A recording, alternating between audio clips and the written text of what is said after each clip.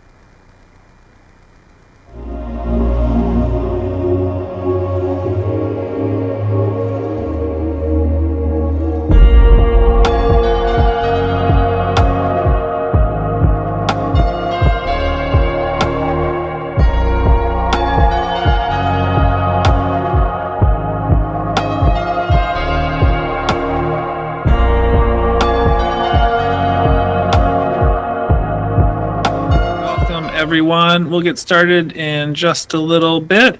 Thank you all for being here.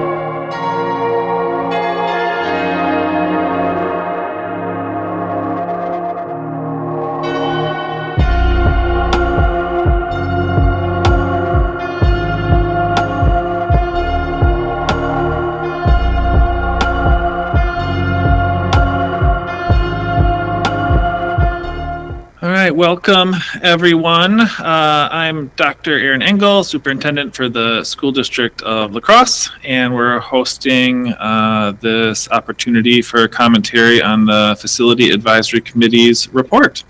Tonight, we're going to be using rules similar to that of the school board's public comment rules, and I will read those now. It is our policy to provide opportunity at public meetings for individuals to address the school district. Comments about individual staff and personnel will not be allowed. Throughout this meeting, there will not be engagement from the board or administration in discussion or response to matters that are discussed. However, this is an opportunity to listen and learn.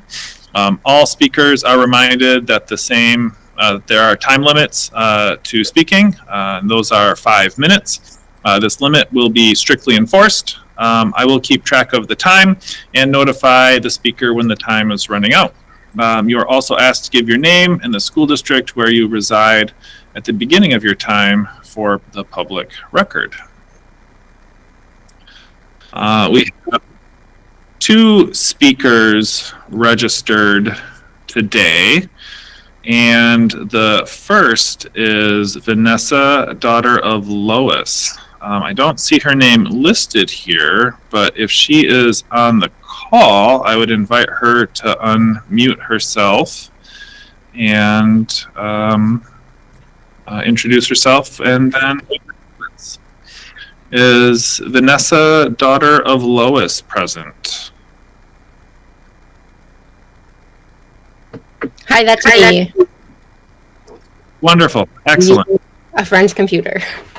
Fantastic. Thank you for being here, Vanessa. And once you introduce yourself, I'll start the timer. Okay, I'm going to be reading from my notes. Hello, I'm Vanessa, daughter of Lois. I reside within the school district of La Crosse. Thank you for the opportunity to speak. You should not close Hinchin Elementary School. The principal and staff at Hinchin are so committed to their students and families. They do the work required to educate the whole child and the whole community. The success of their work is evident in their attendance rate, 94.3%. This attendance rate is higher than the state average. Their students show up every day because they know they are cared for, because their school is a place where they want to go, a place full of adults and a culture they trust.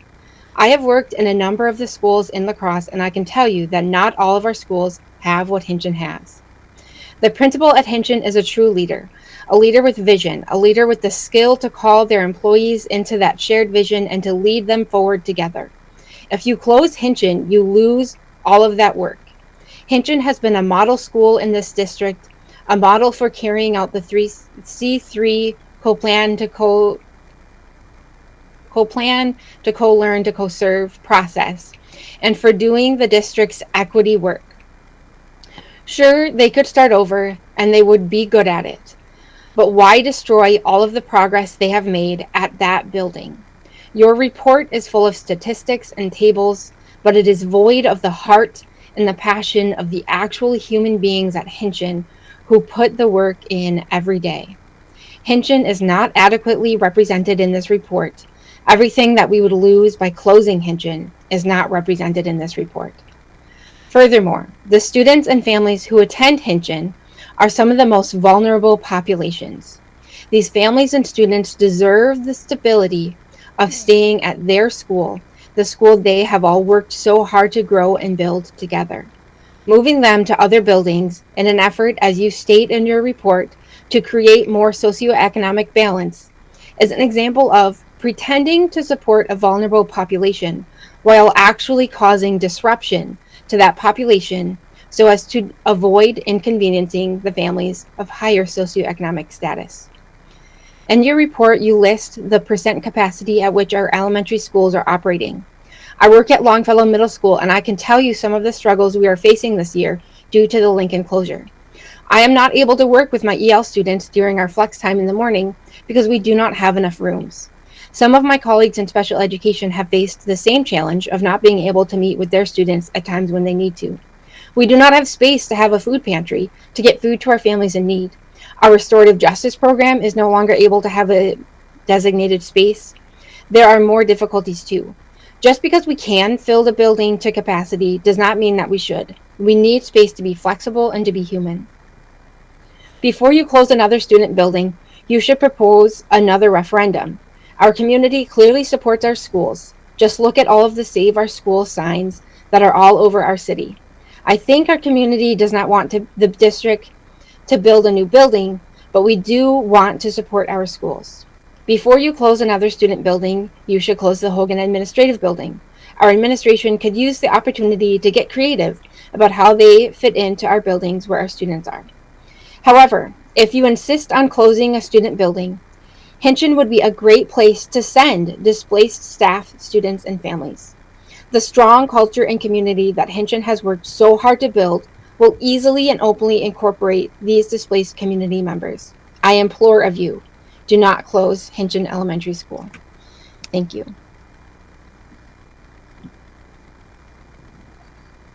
Thank you for your comments. Our next speaker who has signed up is Anna Goldbeck. And Anna, if you're on, I thought I saw your name.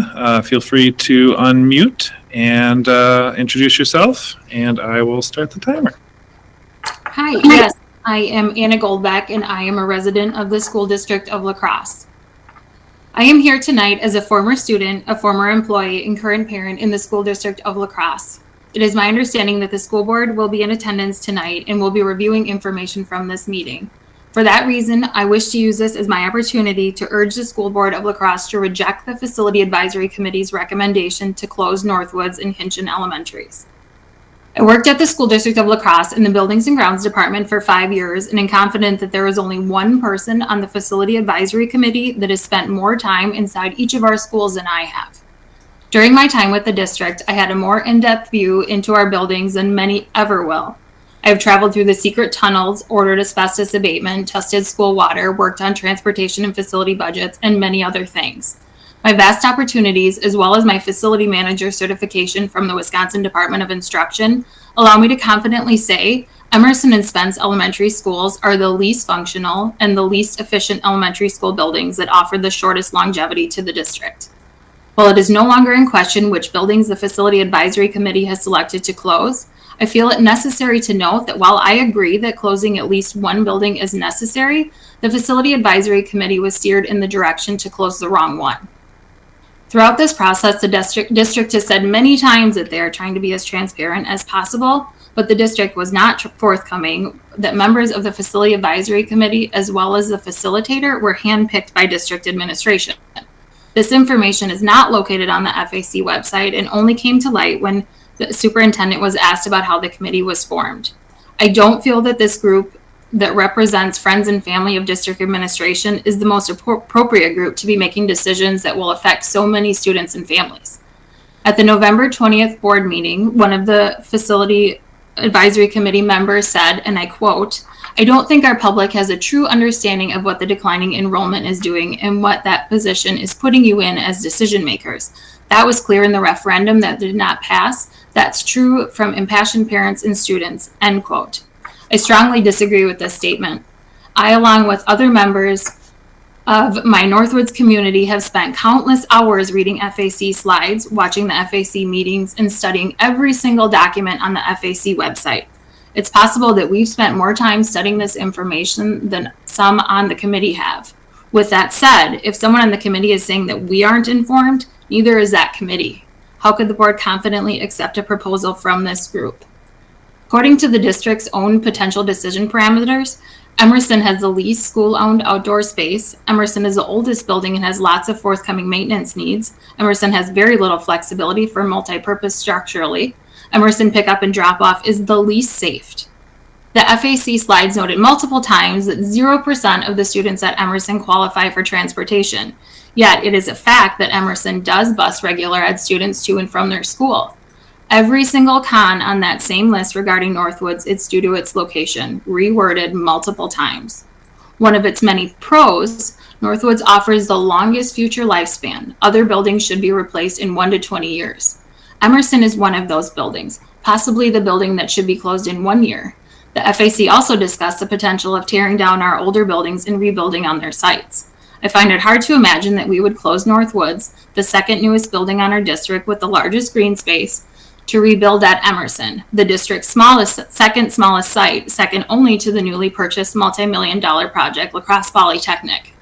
My final statement to the board is around that same information which was brought up so many times in FAC slides, the location of Northwoods.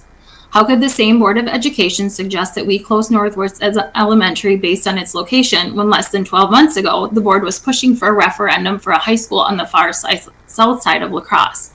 I will note that I did vote in support of that referendum, as my children's education is more important to me than the location of their school. Is it more concerning to ask students of Emerson to travel 5 miles or less to that school than to ask my children and many others to travel over 10 miles to the suggested new high school site? My family lives within the Northwoods boundary, specifically so my children could have a Title I International Baccalaureate education. I am disappointed that the committee is suggesting that students at Northwoods should receive an inferior education in inferior buildings due to the school's location. 30 seconds remaining. I hope that the board will consider all of the facts, not just the FAC's recommendation, when making this difficult decision. Thank you for your time.